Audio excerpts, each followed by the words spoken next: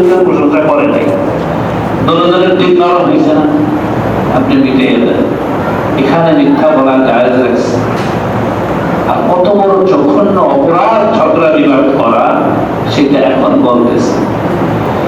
যেখানে 83 বছর 4 মাস এক রাত্রের ইবাদতে পাইতাম সওয়াব, এইরকম একটা কথা জিবরাইল আলাইহিস সালাম আল্লাহ রাসূলকে জানায় দিয়েছেন যে আপনি এটা উম্মতকে বলে দেন।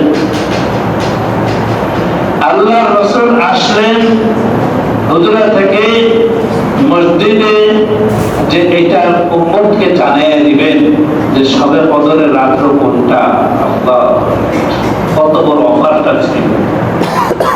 আয়েশা দেখেন যে 2 সাহাবী মুসলমান কি কারণে খুব ঝগড়ায় লিপ্ত।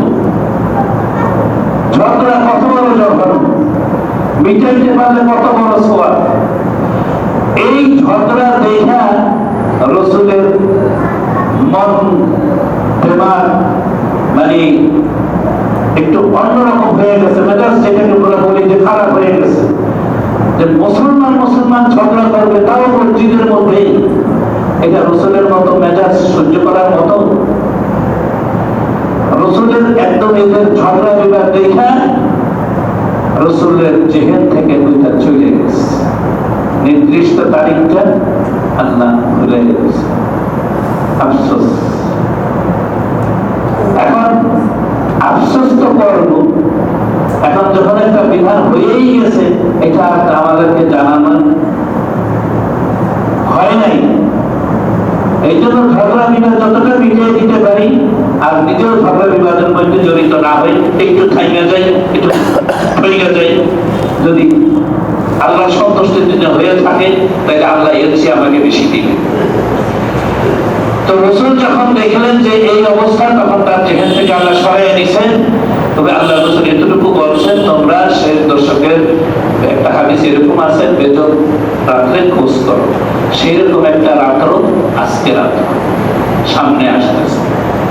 আমরা প্রত্যেকটা বেজর রাত্রকে গুরুত্ব সহকারে, রমজান তো প্রত্যেকটাই ইবাদতে গুরুত্ব রাখে, বিশেষ করে এই বেজর রাত্রগুলিকে ইতিকাফে যারা বসছেন, ইতিকাফের নিয়তে, আচ্ছা মসজিদের আদব বলছিলেন না, এই ইতিকাফের নিয়তে ঢোকা, তাহলে আমি সব পাইতেছি না।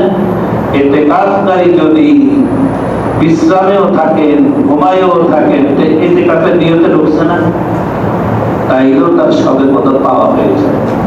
আর যদি সে আরেকটু মেহনত করিয়া, মুজাহাদা করিয়া যদি ওই রাত্রগুলিতে আরো বেশি ইবাদত করে, তাহলে তো আলহামদুলিল্লাহ পাইয়েই গেল। এই জন্য আমরাও বাইরে যারা থাকি, তারা এই রাত্রগুলিতে চেষ্টা করব। এখন ইতিকাফকারী যিনি বসলেন, তার তো লাভ অনেক শুনলাম, আরো কিছু লাভ, 5টা ফায়দা লেখছে কিতাবের মধ্যে। সে গুনাহ থেকে মুক্ত, সে গুনাহ থেকে মুক্ত। বাহিরে যারা আমরা থাকি, অনেক গুনার মধ্যে থাকি না, আর হাইটা গেলেও তো কত গুনাহ চোখের মধ্যে পড়তেছে। আল্লাহ মাফ করে। যদি গুনাহ করার অভ্যাস থাকে, তাইলে ওই মসজিদে বসেও সে গুনাহ করতে পারে। আল্লাহ মাফ করে। আমি যখন সৌদি সংস্থার মসজিদে ছিলাম, আমার মসজিদের মুতাআল্লি খুব দুনিয়াদার মানুষ। যাই হোক, ফান্দে করে ইতিকাফে বসছে। আবার বিড়ি খাওয়ার খুব নেশা। উনি আমাকে মাসালা জিজ্ঞাসা করে, হুজুর গ্রিলের বাইরে মুখটা রেখে 2টা টান দেওয়া যাবে না? কথা হচ্ছে, আল্লাহ মাফ করে। তো ইতিকাফকারী বাহিরের সমস্ত গুনাহ থেকে মুক্ত।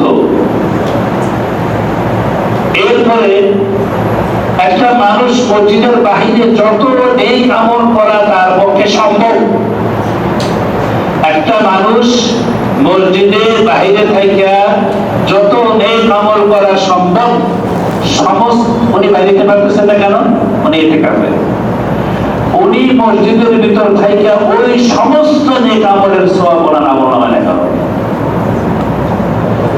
3 নম্বরে ইতিকাফকারী জাহান্নাম থেকে অনেক দূরে, যেটা একটু আগে বললাম 3 ঘন্টা 1 দিনের 1 রাতে। দেখেন ইতিকাফ কিন্তু আপনার বলেন মনে করেন না 1 রাতে শুধু ইতিকাফ, দিন রাত মিলেই কিন্তু একদিন, আমরা তো দিন বলি, দিন রাত মিলেই। 3 নম্বরে হলো সে জাহান্নাম থেকে অনেক দূরে। 4 নম্বরে ইতিকাফকারীর এই 10 দিনে আল্লাহর সাথে তার মনের একটা গভীর সম্পর্ক হয়ে যায়, তার মনের অনেক পরিবর্তন এসে যায়। এটা বাইরে থাকলে তো হইতো না। 5 নম্বরে সবে কদর পাওয়ার অনেকটাই সম্ভাবনা ইতিকাফকারীর আছে। এখন আজকে যেটুকু ইতিকাফের আলোচনা হইল, সবে কদরেরটা ইনশাআল্লাহ পরে হবে, আরো সময় আছে, যেহেতু সবে কদরেরটাও কিন্তু আমরা